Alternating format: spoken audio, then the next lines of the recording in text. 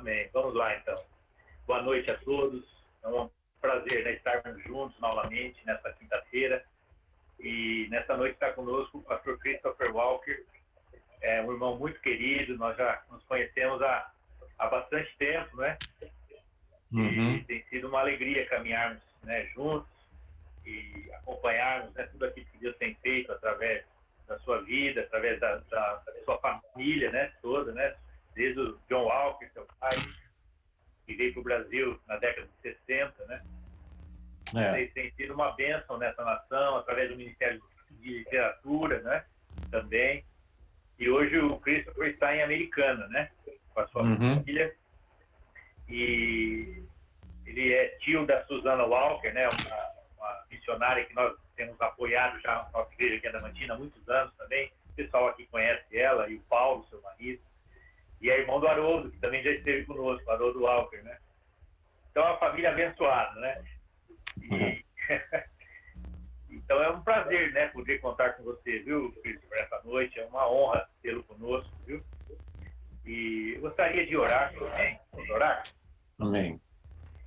Senhor Jesus, nós agradecemos por esse tempo juntos, na Tua presença, pelo privilégio que temos de podermos compartilhar da Tua palavra, compartilhar de um relacionamento baseado no Teu sangue, no Teu sacrifício na cruz. Nós Te agradecemos por tanto privilégio que temos, Senhor, de andarmos na Tua presença. Nessa noite o Senhor possa falar conosco, abre os nossos corações, abre as nossas mentes, os nossos ouvidos, para recebermos a Tua porção, Pai. Usa a vida do Christopher, Senhor, com ousadia, com alegria, com intrepidez. Nós o abençoamos em nome de Jesus. E abençoamos cada um que já entrou nessa live, que ainda vai entrar, que o Senhor possa falar, Pai, com cada um. Nós oramos em nome de Jesus. Amém. Amém. Amém. Amém. Amém. Christopher, a palavra é sua, viu? Nós vamos agora deixar os microfones mudos, né, para não ter interferência, tá bom? E você fique à vontade, viu? Muito obrigado, é um prazer realmente muito grande. A gente está aprendendo nesses tempos, né, esse estilo de reunião, né, a gente tem utilizado bastante também.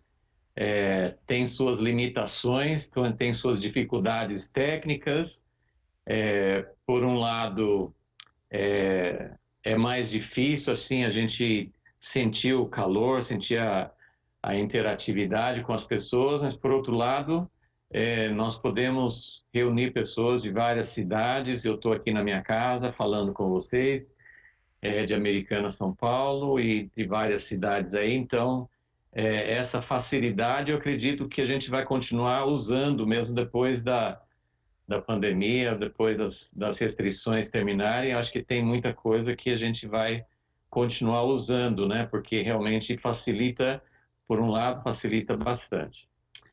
Tudo bem, eu vou falar um pouquinho com vocês. Eu costumo dizer que meu forte não é condensar as coisas, né? Eu gosto mais de falar detalhadamente. Meu estudo é mais microscópico do que panorâmico, né? Então, alguns acho que conhecem, né? Mas eu estou desenvolvendo um estudo, né? Comecei ainda na década de 90 de fazer um estudo sistemático da Bíblia.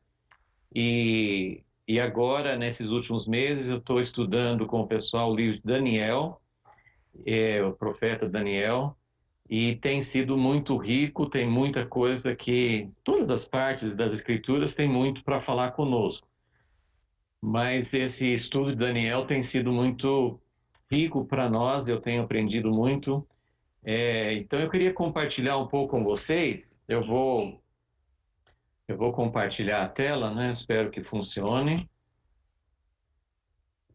para vocês poderem ver, porque eu vou tentar condensar, né? São estudos, esse estudo, né, que eu vou apresentar para vocês tem vários aspectos que na verdade, gastaria muito tempo para falar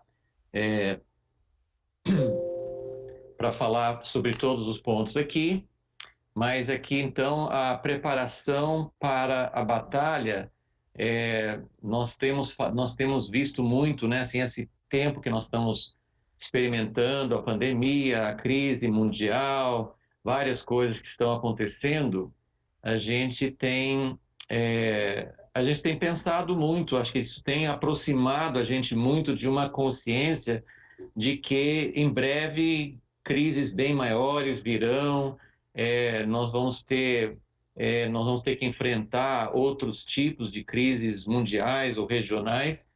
Então, o livro de Daniel fala muito sobre o tempo do fim, como também o livro de Apocalipse, e eu queria falar especificamente sobre o capítulo 7 de Daniel, que seria realmente o capítulo central de todo o livro de Daniel. Eu não vou poder ler todo o capítulo com vocês, espero que vocês se lembrem mais ou menos, porque eu quero focar numa parte principal, que seria assim, essa guerra final. Vocês estão, espero que estejam... Tá dando para ver a tela certinho? Tá tudo bem? Ok, então aqui eu coloquei assim um resumo do capítulo 7 de Daniel. Ele vê uma visão, nessa visão ele vê quatro animais, em um após outro, né? Primeiro ele vê,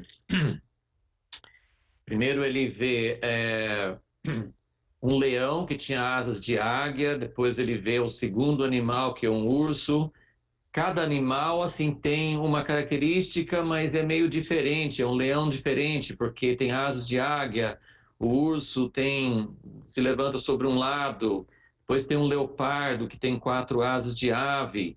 E depois ele vê um quarto animal que ele não compara com nenhum outro tipo de animal, mas que é diferente de todos os outros. O que seria? Depois ele pergunta qual que é o significado desses quatro animais e ele recebe a explicação de que esses quatro animais representam uma sucessão de reinos. Como nós sabemos, Daniel estava vivendo dentro do reino de Babilônia. Depois, na história, nós sabemos que veio o segundo animal, que foi a Pérsia, depois a terceira, que foi a Grécia, e o quarto que normalmente nós associamos com Roma. Só que esse quarto animal é um animal diferente de todos os outros, é terrível, e aí tem 10 chifres, e depois surge um pequeno chifre, e o interessante é que essa visão mostra um pequeno recorte, uma pequena parte da história da humanidade.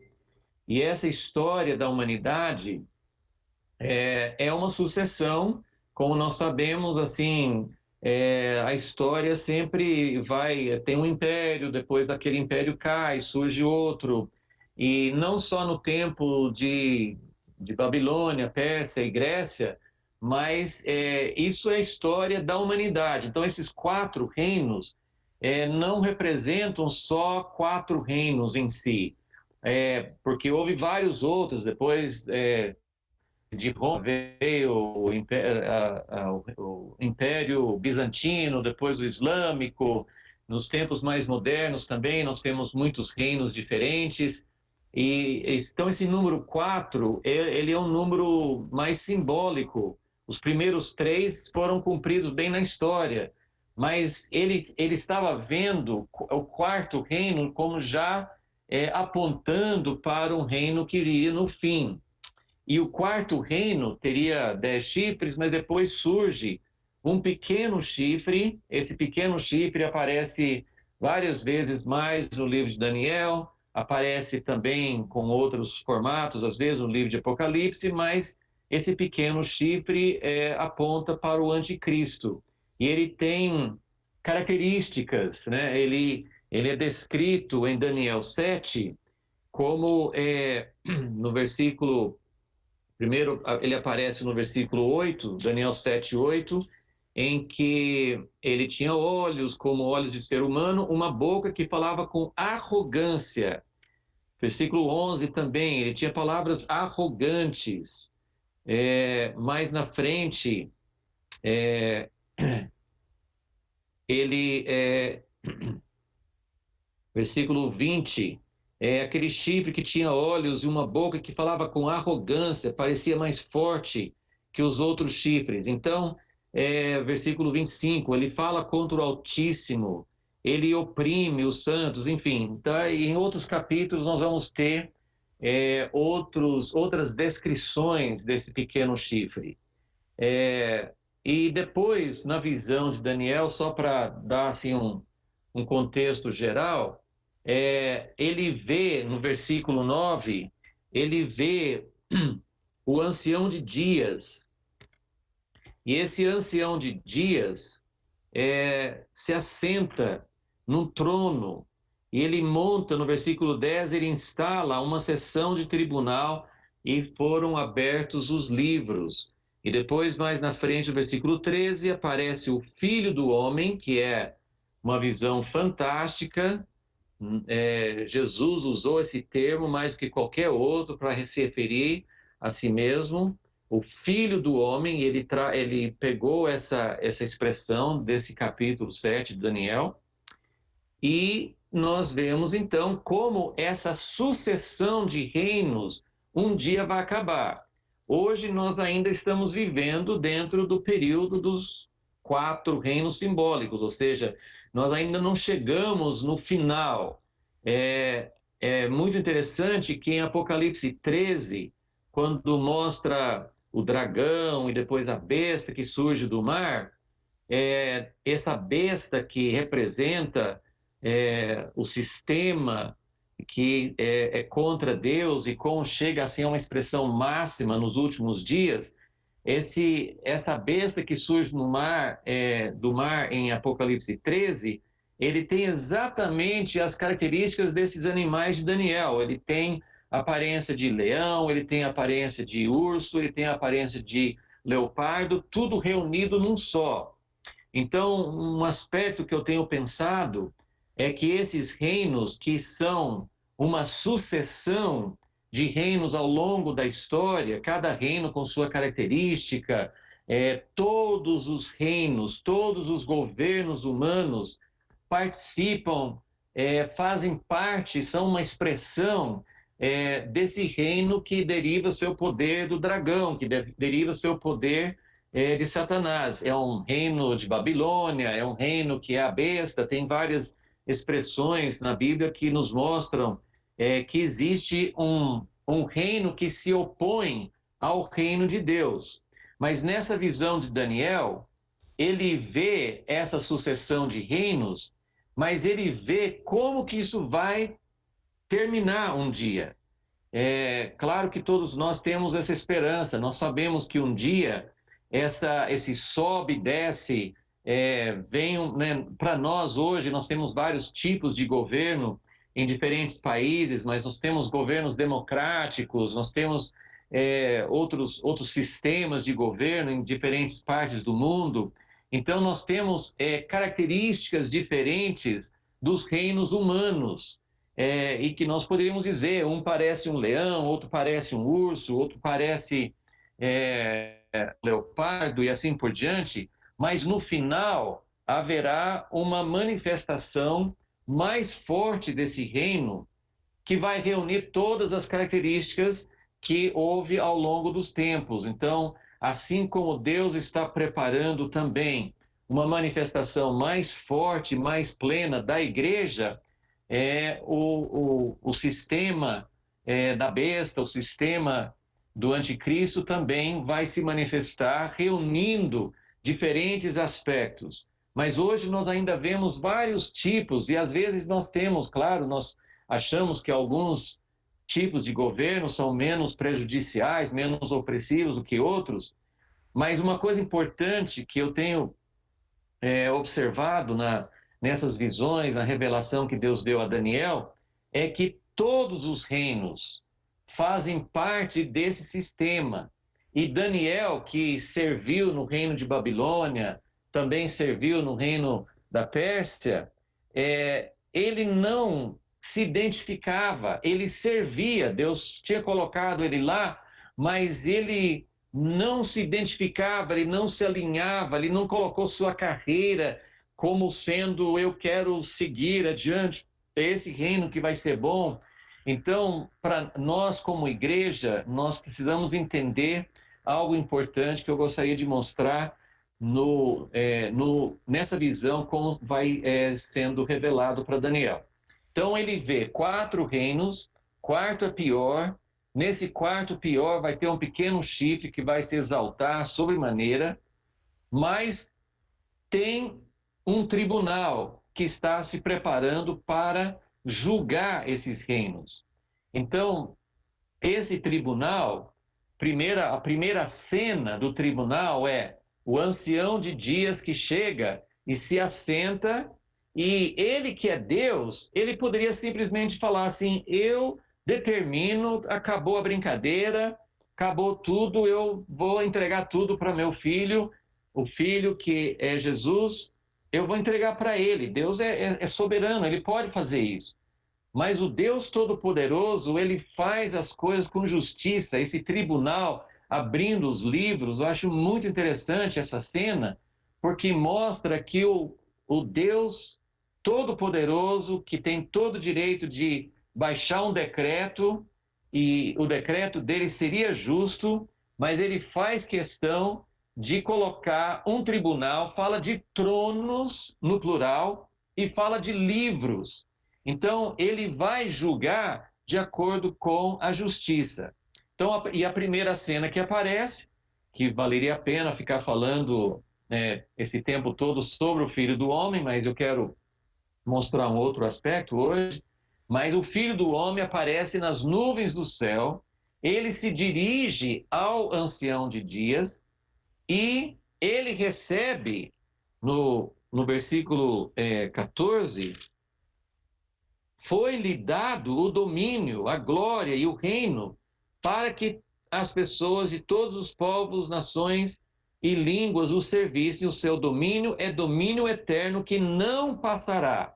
Ou seja, essa sucessão que nós vivemos até hoje, entre um governo, né, a história da humanidade, a história desses reinos, como no tempo de Daniel, isso acontece até hoje, acontece nas democracias, acontece nos impérios, nos reinados, nas ditaduras, em todo tipo de governo, chega uma hora que o governo cai.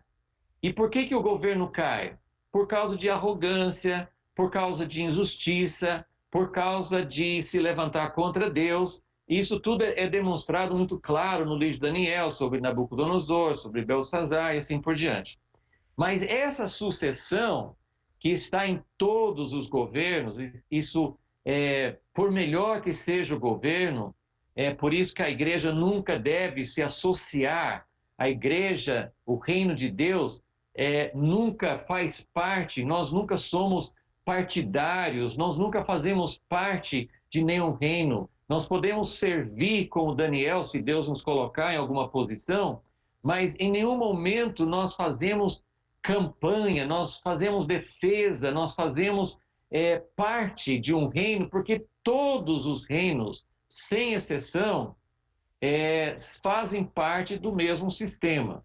Então, quando Daniel viu essa visão, ele falou assim: olha, um dia vai ter um tribunal, e esse tribunal vai julgar, e vai acabar a sucessão, que vai entrar um reino que não vai acabar nunca. Ok, até ali é maravilhoso, mas nós conhecemos isso no Antigo Testamento mesmo, nós podemos ver isso em vários lugares, e mais ainda depois da revelação de Jesus como Messias.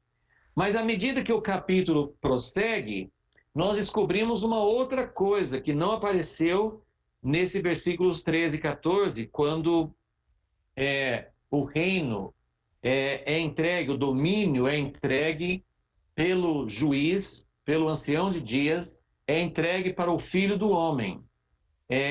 Aí nós chegamos no versículo 17, que fala dos 4 animais, são 4 reis, e no versículo 18 fala: mas os santos do Altíssimo receberão o reino. Opa! O reino foi entregue ao Filho do Homem, mas na explicação que o anjo dá para Daniel, ele fala a respeito dos santos, e isso vai continuar, ele vai dar ênfase nisso no restante do capítulo, ele vai falar sobre isso em outras partes de Daniel e, obviamente, em outras partes da Bíblia. Então, os santos vão reinar com Jesus. Então, o reino é entregue aos santos. Mas o ponto que é o nosso assunto de hoje é que, depois que ele fala, os santos do Altíssimo receberão o reino, e eu sempre acho isso interessante, né? Talvez eu faria o mesmo, mas às vezes a gente fica perguntando. Daniel, que viu essa visão, ele tem uma oportunidade de ouro de perguntar para o anjo mais detalhes, e me explique melhor. Eu quero entender o que essa visão significa. Mas é interessante que Daniel não pergunta para o anjo, mas fala para mim sobre esse filho do homem. Quem é esse filho do homem? De onde que ele veio? Como é que é isso? Nós sempre entendemos que Deus é um só, agora tem um filho do homem que chega diante do ancião de dias. Quem é ele? Daniel não faz essa pergunta. Ele quer saber a respeito do quarto animal. E a gente pode achar que ele deveria ter perguntado sobre o filho do homem, mas é verdade, e isso nós temos nos outros capítulos de Daniel, existe uma necessidade grande, não da gente entender muitos detalhes, tem muitas coisas que as pessoas querem saber sobre o anticristo, tem muitas coisas que nós gostaríamos de saber, e nós não sabemos, tem muitas coisas que vão ser uma surpresa, com certeza. Mas tem algumas coisas que aparecem aqui que são importantes para a gente saber.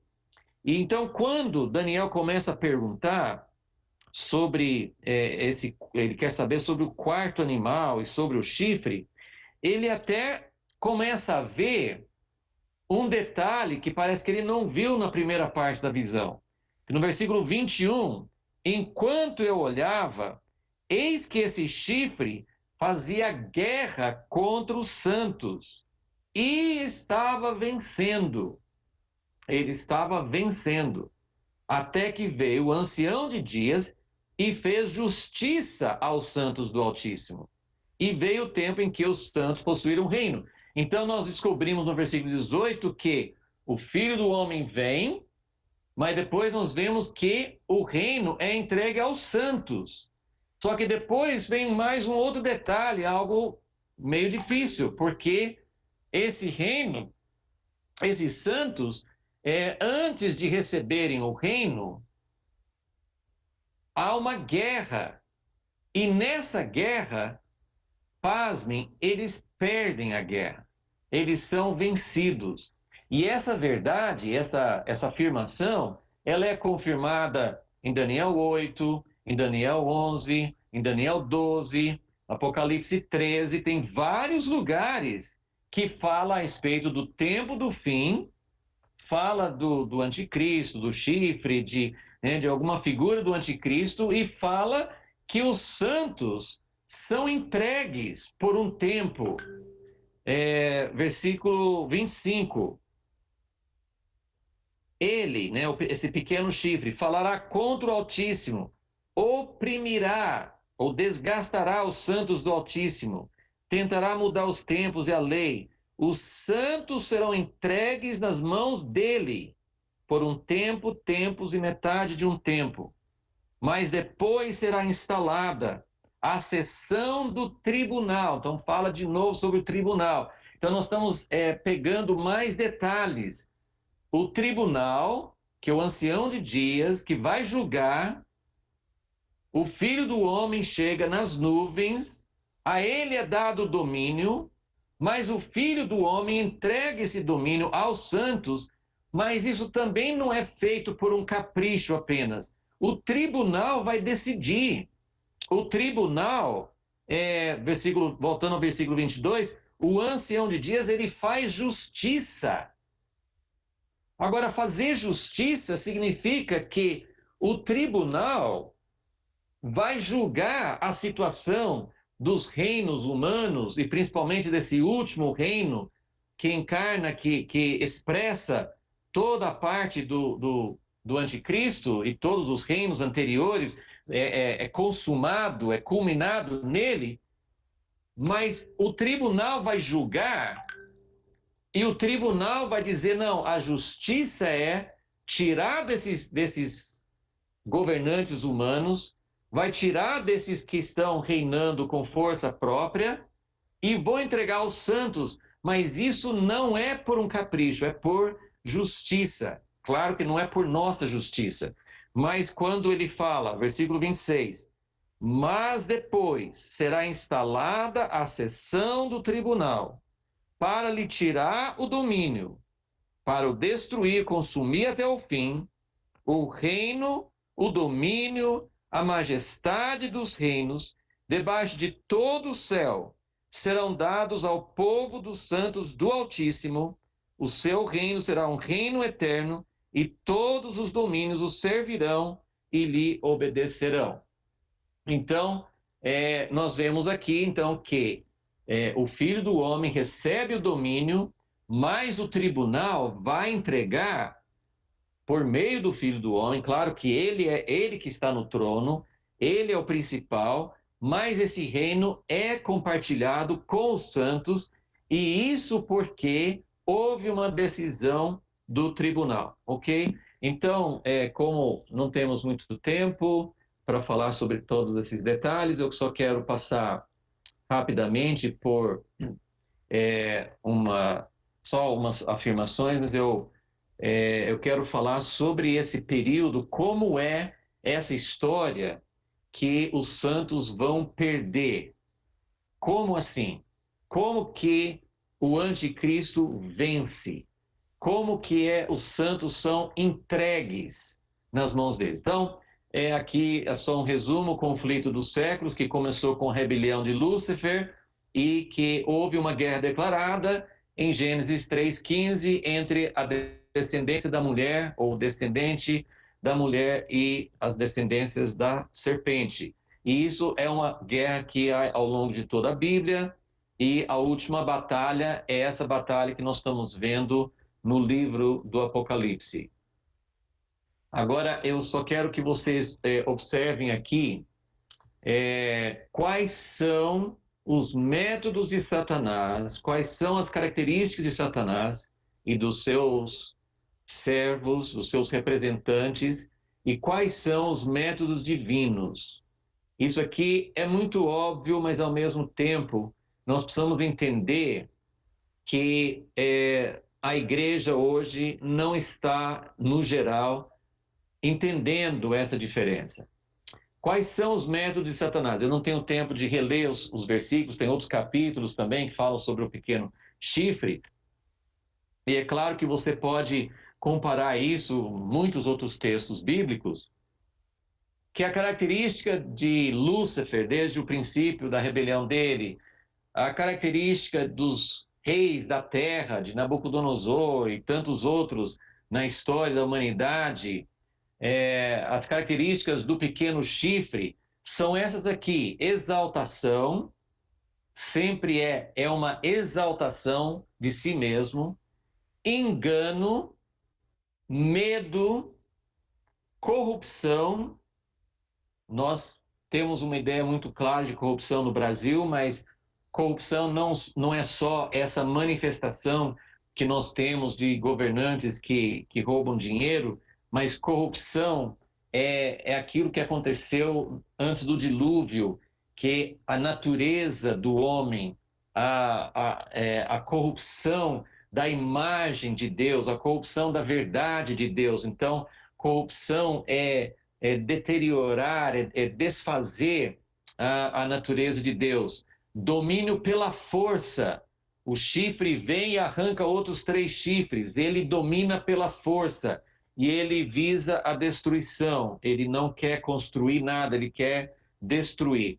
E os métodos divinos são opostos, em cada parte você pode comparar. No lugar de exaltação é humildade, no lugar de engano é a verdade. Custe o que custar, a verdade.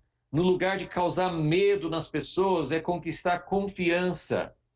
No lugar de corromper a natureza e de corromper a estrutura de poder é pureza, como Daniel demonstrou na vida dele.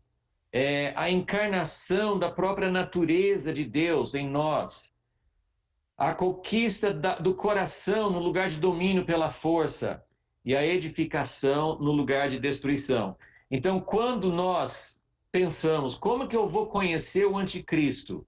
Como que eu vou saber? Tem muitas coisas que falam a respeito do anticristo, que ele vai fazer tratados de paz, que ele vai colocar a abominação da desolação, que ele vai fazer coisas assim que parece, quando isso acontecer, todo mundo vai saber que é ele. Mas na primeira carta de João, ele fala que o anticristo já atua no mundo. Então, existe a operação do erro, existe a operação do anticristo, e outra vez eu quero dizer, isso não é uma exclusividade de um governo totalitário, de um governo fascista, ou nazista, ou comunista, isso tem nos governos democráticos, isso tem na direita, na esquerda, no centro. Essas características existem em todos os sistemas, e não é só o sistema político, essa característica existe na igreja, isso existe nos sistemas de cultura, nos sistemas de pesquisa científica, isso está infiltrado em tudo, na economia, em todos os aspectos da Babilônia, que é o sistema humano. Então, nós precisamos ter muito discernimento e muita direção de Deus para que a igreja não se corrompa, para que a igreja não se prostitua com o sistema humano, ok? Eu vou ter que passar meio rápido por isso aqui. Deus tem uma estratégia de preparar o seu reino através do povo de Israel, uma terra e um povo, o descendente da mulher, que é Jesus. Houve um grande duelo entre Jesus, o Filho do Homem, e o Príncipe do Mundo, quando Jesus veio a primeira vez. E como foi que Jesus venceu? Isso é muito importante para a gente entender como vai ser a nossa vitória no final. Eu vou voltar nesse tema, mas como foi essa vitória de Jesus? Vai haver uma guerra final entre os santos do Altíssimo e o exército do Anticristo. E pelo relatório, os santos vão ficar perdendo. Como que é isso? Finalmente, o Filho do Homem virá com vitória final. Então, o dragão, Satanás, ele está lutando ao longo dos séculos. Ele tentou evitar a vinda de Jesus, ele quis exterminar a descendência de Davi, a descendência do povo de Israel, ele tentou matar as crianças, né, no tempo que Jesus nasceu. Então ele faz tudo para evitar, ele fez tudo para evitar a vinda de Jesus, ele faz tudo para evitar o cumprimento das promessas a Israel natural, ele faz tudo para evitar a nossa preparação, porque ele quer evitar a volta de Jesus. Esse é o objetivo dele. Então, abram comigo agora, se você estiver acompanhando na Bíblia, Apocalipse 12 fala sobre esse tempo final da guerra que foi prevista, né, em Gênesis 3,15, e aqui também nós não vamos falar sobre esse capítulo sim, em detalhes, mas versículo 7 fala que estourou uma guerra no céu. Miguel e seus anjos lutaram contra o dragão. O dragão e seus anjos lutaram, mas não conseguiram sair vitoriosos. E não havia mais lugar para eles no céu. E foi expulso o grande dragão, antiga serpente, que se chama Diabo e Satanás, o sedutor de todo o mundo. Então ele vai fazer guerra. Se você for adiante no capítulo 13, que já mencionei, essa besta, quando Satanás é expulso do céu, por causa dessa guerra que tem no céu, Satanás é expulso do seu lugar de domínio, ele começa a fazer uma guerra mais intensa, e essa é a guerra final dos últimos 3 anos e meio. E outra vez, em Apocalipse 13, versículo 7, diz que foi-lhe permitido que lutasse contra os santos e os vencesse. Então, como que é essa derrota dos santos? Como? Por quê?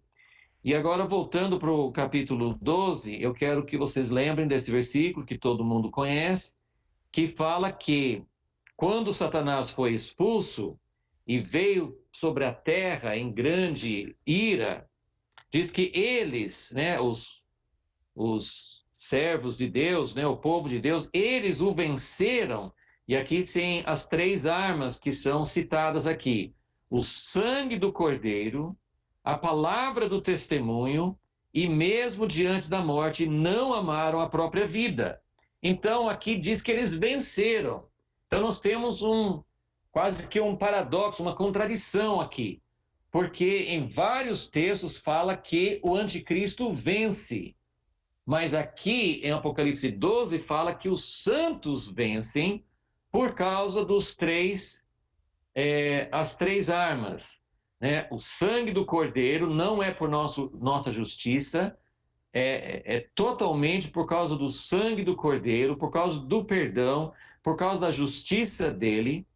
É por causa da palavra do testemunho. Essa palavra do testemunho significa que quando nós falamos, precisa ser algo que vem da nossa experiência, não é uma palavra intelectual, teórica, mas a palavra do testemunho, nós temos que ter experiências verdadeiras que nós possamos falar a respeito da experiência com o Cristo que vai voltar, experiência reais e íntimos com Deus, e isso vai nos dar uma palavra de testemunho. E essa última arma que eu quero mencionar aqui de forma especial, que é não amar a própria vida, a disposição de morrer por Cristo. E aí que está a razão dessa contradição, porque Jesus também venceu Satanás. Em Colossenses 2 fala que ele triunfou sobre Satanás e sobre as forças das trevas. Mas ele triunfou como? Pela morte. Então, esse caminho de Jesus é o mesmo caminho que nós precisamos trilhar. Então, eu só vou mostrar essa última tela aqui, a nossa arma secreta.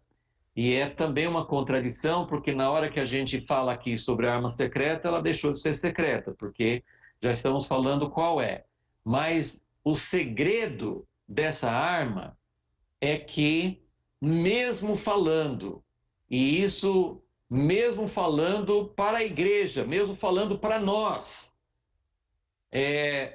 a gente sabe que a nossa vitória é pela cruz, que a sabedoria de Deus não é a sabedoria do homem, não é a sabedoria desse sistema do anticristo, mas a sabedoria de Deus é a cruz. Mesmo sabendo disso, nós tentamos lutar com outras armas. Então nós precisamos sentir que o paralelo entre a vitória de Jesus é a mesma, a vitória de Jesus forma um paralelo com a vitória da igreja. A igreja é vencida aparentemente. O anticristo pensa que estava vencendo, assim como Satanás pensou que estava vencendo Jesus na sua primeira vinda. Mas esse é um mistério final que será revelado. Ok, então eu vou parar de mostrar as telas por enquanto e vamos nos concentrar aqui com alguns textos. Eu só queria finalizar aqui falando um pouquinho sobre essa arma secreta. Primeiro vamos abrir em 1 Coríntios 2, que ele fala sobre essa sabedoria que é de Deus e que é a nossa arma secreta. Vamos ler assim os primeiros 8 versículos, né? 1 Coríntios 2.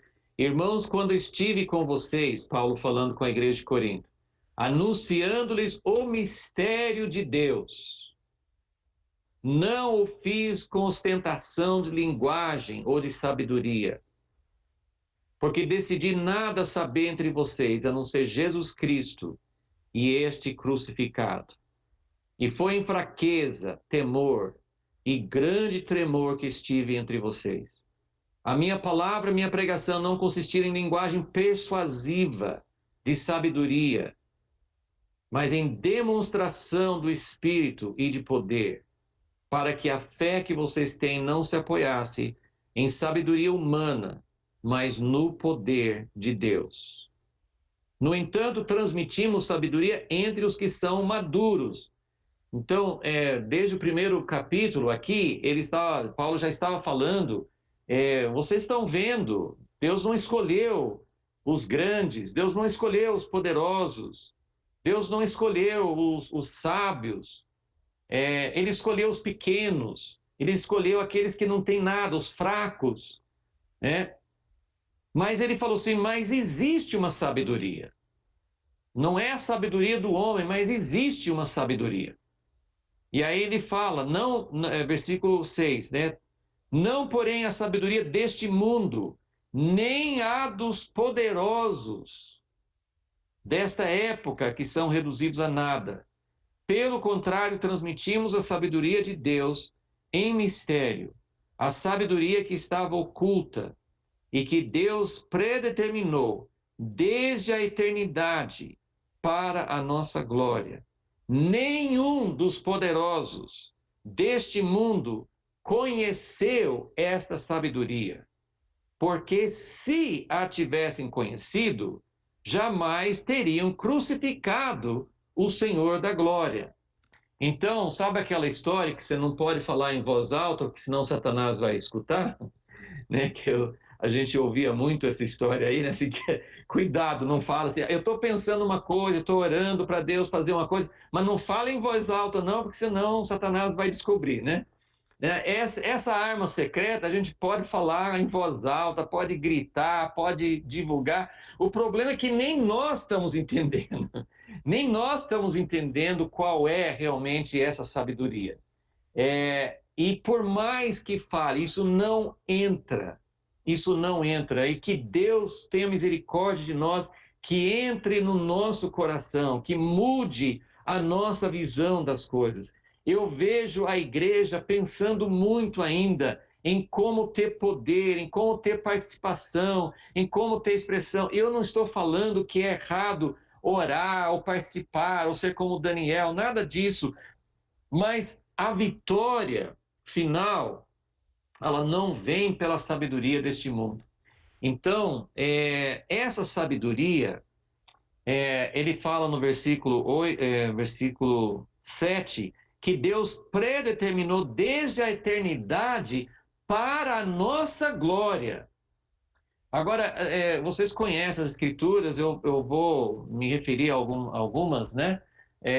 Mas em João capítulo 12, Jesus falou várias vezes, quando estava perto da sua hora de morrer, ele falou assim, agora é chegada a hora de ser glorificado. Agora é chegada a hora que o Filho do Homem será glorificado.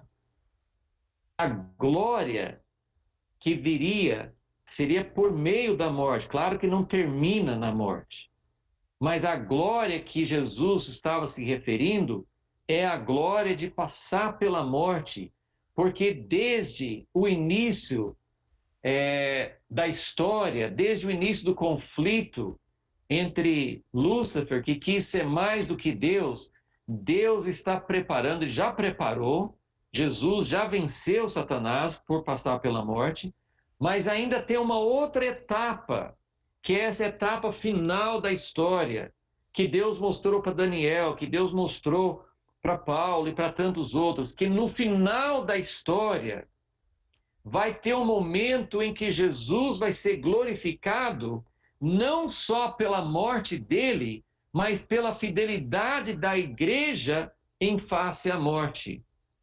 Então, esses dias eu até uma mensagem que nós publicamos aqui, um livreto que nós publicamos para onde Deus está levando a igreja, o autor ele fez ele fez uma menção de um texto, aquele texto de Jesus com os 2 discípulos no caminho de Emaús, e aquilo ficou muito forte no meu coração, que Jesus estava conversando com aqueles 2 no caminho de Emaús, e eles não sabiam quem ele era, e eles estavam tristes. Jesus perguntou por que eles estavam tristes. Ele falou assim: ué, como é que você não sabe, né? Todo mundo está sabendo. Não estou sabendo o que é.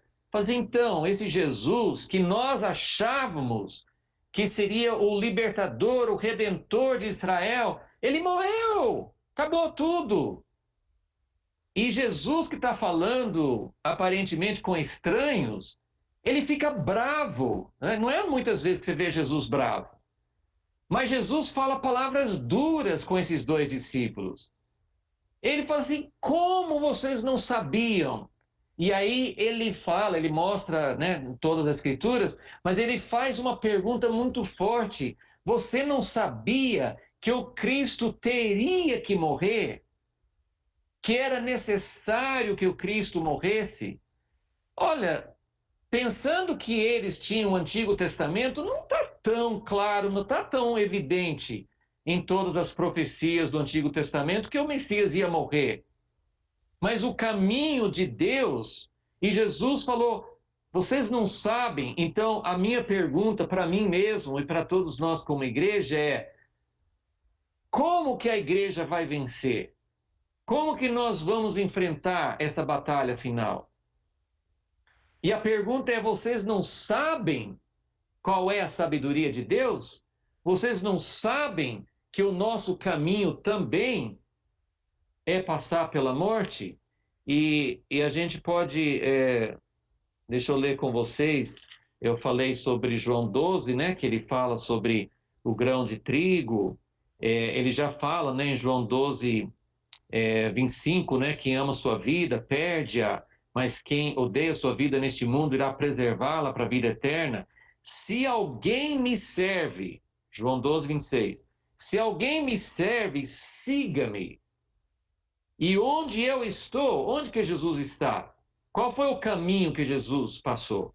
Onde eu estou, ali estará também o meu servo. E se alguém me servir, o meu Pai o honrará. E depois também no capítulo 15 de João, João 15, ele fala no versículo 20: lembrem-se da palavra que eu disse a vocês. O servo não é maior do que o seu senhor. Se perseguiram a mim, também perseguirão vocês.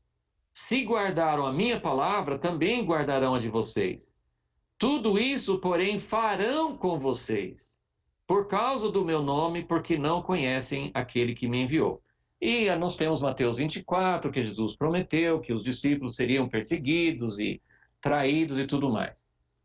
Então, eu vou terminar então com Efésios capítulo 3, que fala do mistério dos últimos tempos. E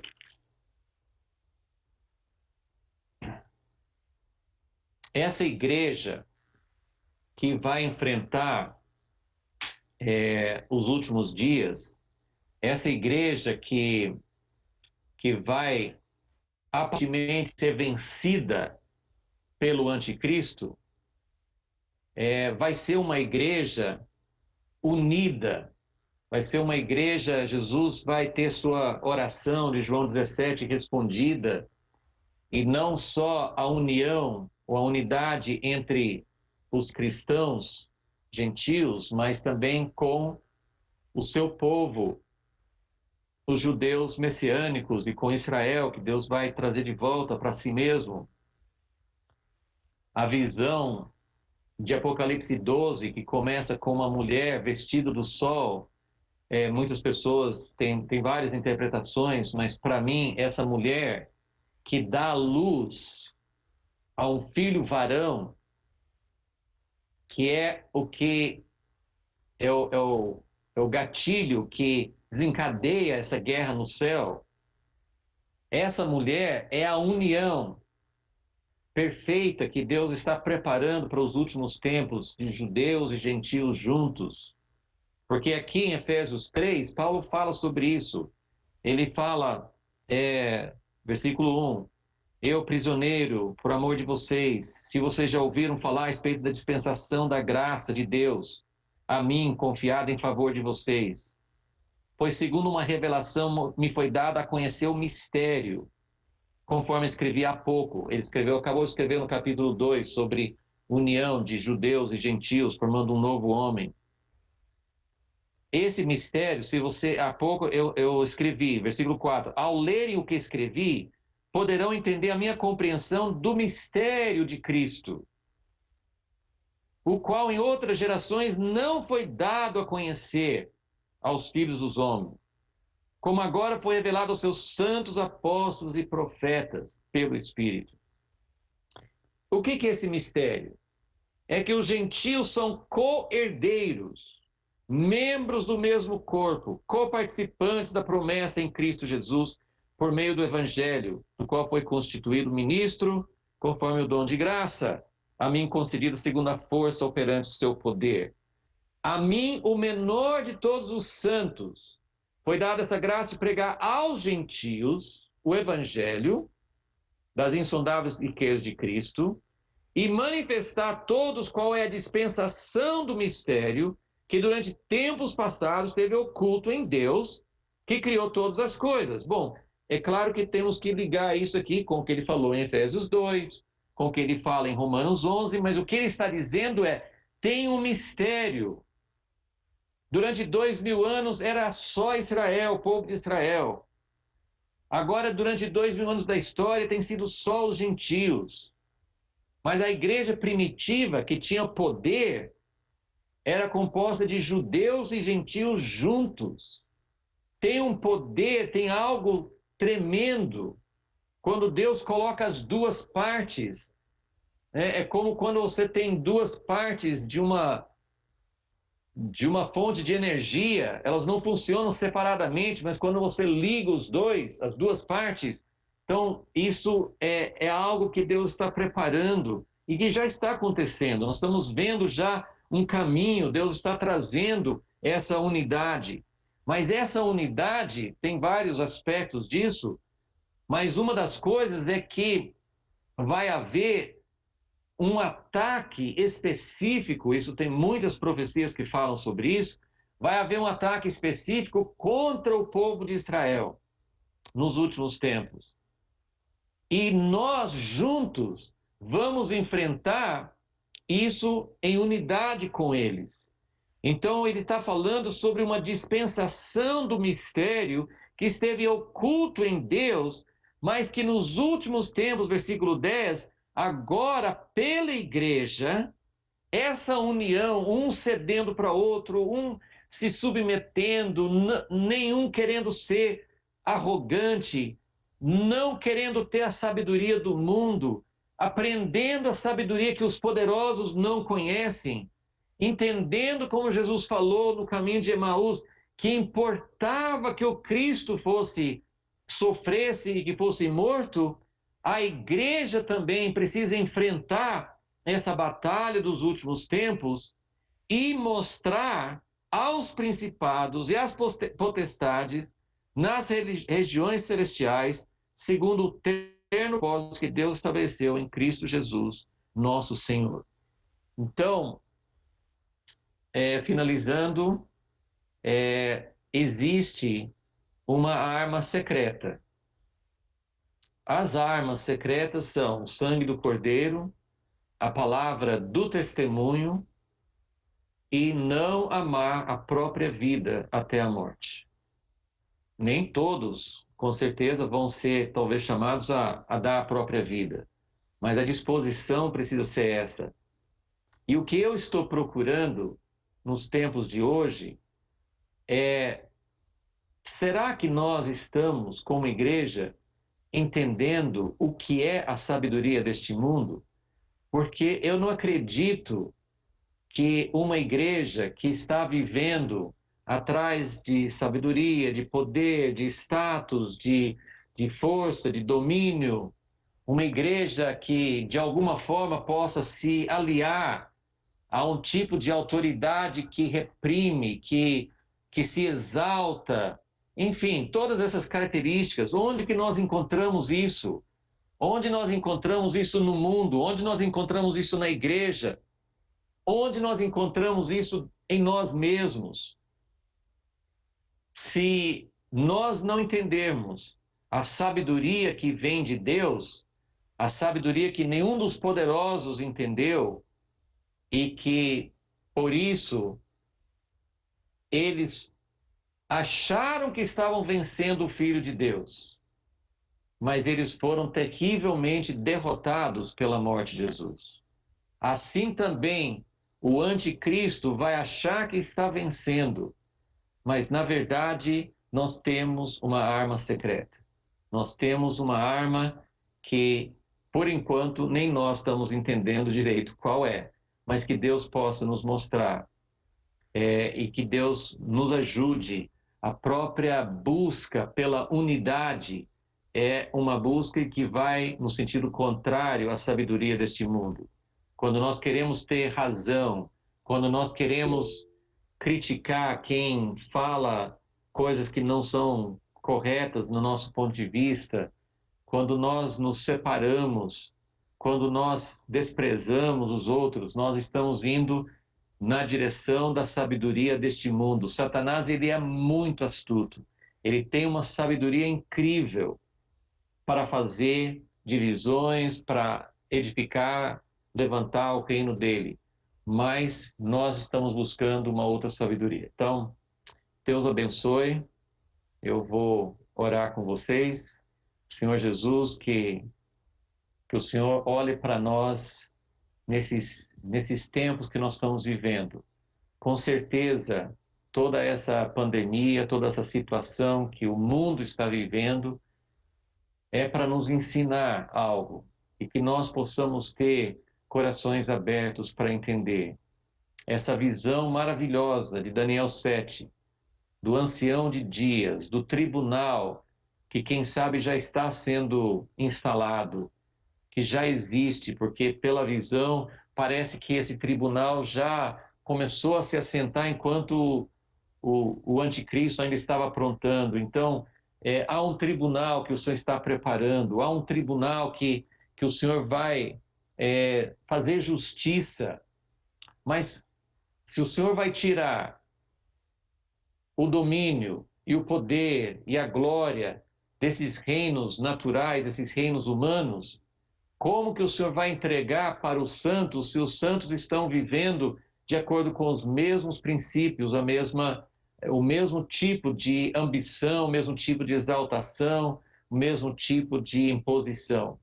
Então nós olhamos para Ti, Senhor, para que realmente os santos do Altíssimo possam também seguir o mesmo caminho que o Senhor abriu para nós, que nós também possamos ter as armas do sangue do Cordeiro, da palavra do testemunho, e não amar a nossa vida até a morte.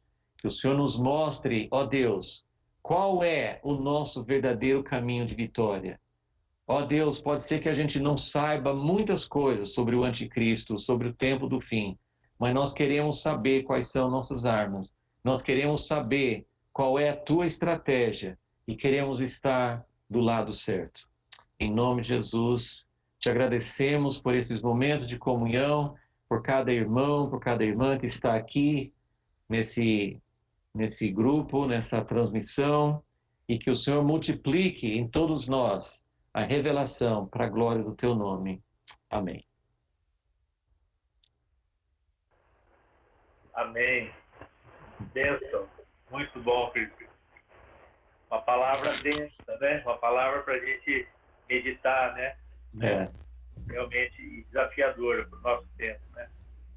Eu sempre tenho dito, né, que toda vez que a igreja se aproximou demais do poder desse mundo, ela se corrompeu, né? Ao longo da história. Ela se contaminou. E também costumo dizer que o nosso reino não é de esquerda, não é de direita, não é de centro, o nosso reino é do alto. Amém, amém. É do alto. Sim. De lá que a gente ouve, né? De lá que a gente recebe a revelação. Não é de esquerda, direita, centro. E eu acho que uma das coisas dessa pandemia foi que colocou a igreja numa situação, eu acho que ela estava muito deslumbrada com ela mesma, se olhando muito no espelho, né? Como eu sou bonita, como eu sou forte, né? E de repente Deus tirou o espelho dela e falou: ou você olha para mim, ou não tem mais espelho. Você tem que olhar para o alto, você tem que olhar para mim. Se esquecendo de que tudo que ela tem de bom vem dele, né? Sim. E aí, boa parte não está entendendo isso. Verdade. Eu espero que Deus não precise ser mais severo, né? Para a gente entender. Né? Mas, muito bom. Nós agradecemos, viu? Você ter se disposto a estar com a gente, viu? Foi um prazer. Foi um prazer. Foi uma alegria muito grande, viu? Estarmos juntos. Amém. Amém, Rogério? Muito obrigado. Bom, né? Muito obrigado mesmo, viu, pastora? Nós ainda estamos com um grupo que nos ouve. Eu gostaria de dar esse testemunho público da importância do ministério da sua casa, né? A partir do seu pai, e a partir do seu pai eu fui muito e tenho sido muito inspirado, né? John Walker para mim foi um apóstolo, um profeta, um pastor, um homem que me inspirou, me desafiou. Li muita coisa, tenho lido ainda. Eu creio que eu devo ter todas as publicações, se não todas, a maioria das publicações da Impacto, de forma que recorrentemente eu volto a essas publicações, tem sido um alento. Então, é muito gostoso, é muito bom ver a coerência, a retidão, a linha que vocês têm carregado, suportado, né, a despeito de tantas ondas que surgem por aí. A mesma coerência, a mesma retidão, o mesmo temor ao Senhor. Isso tem inspirado gerações. Graças a Deus, esse é um privilégio de tê-lo, né, nesse ambiente aqui. Algumas igrejas presentes aqui conosco. A minha oração é para que essa palavra seja mesmo um despertar do nosso coração, das nossas igrejas, para não entrarmos na onda gospel, né? Mas nos voltarmos mesmo ao frescor da palavra do Senhor e comermos e crescermos essa palavra em tempos onde muita gente tem olhado e relativizado a palavra do Senhor. Ela continua sendo verdadeira, fiel em todos os seus termos, em cada ponto, em cada vírgula. Deus é soberano em tudo isso. Amém. Fica a nossa gratidão, fica a nossa gratidão, e esperamos que não seja a última, né? Mas a primeira de algumas outras, o primeiro de alguns outros encontros e reencontros. Amém. A Souza foi há muito tempo atrás. Estamos nos reencontrando aqui depois de muitos anos. Sim. Nesse ambiente virtual proporcionado pelo Senhor. Amém. Né? Amém. Foi um prazer. Deus eterno abençoe a sua casa, seu ministério, tudo quanto Ele tem colocado a sua vida, viu, querido? Amém. Jesus. Muito obrigado. Amém. Obrigado. Deus abençoe vocês. Também queremos abençoar a vida de vocês. Tá bom. Obrigado por vocês, cada um de vocês estarem conosco aqui. Tá bom? Quinta-feira que vem nós teremos um novo na quinta-feira que vem. Alô? Oi. Quinta que vem, pessoal, nós vamos ter o irmão Pedro Sortica, de Paulínia, vai estar ministrando para nós. Então, vai ser uma oportunidade também muito interessante, você não deve perder. Convide outros irmãos para participarem também. Reservar esse horário, que tem sido uma bênção. Lembrando que a palavra fica gravada, então se você não conseguiu, né, ver inteira, você pode entrar nos links e acessar essa palavra, tá bom? Maravilha. É isso. Maravilha. Para vocês, Christopher, um grande abraço, viu? Outro abraço para todos vocês. Fiquem na paz. Amém. Obrigado, querido.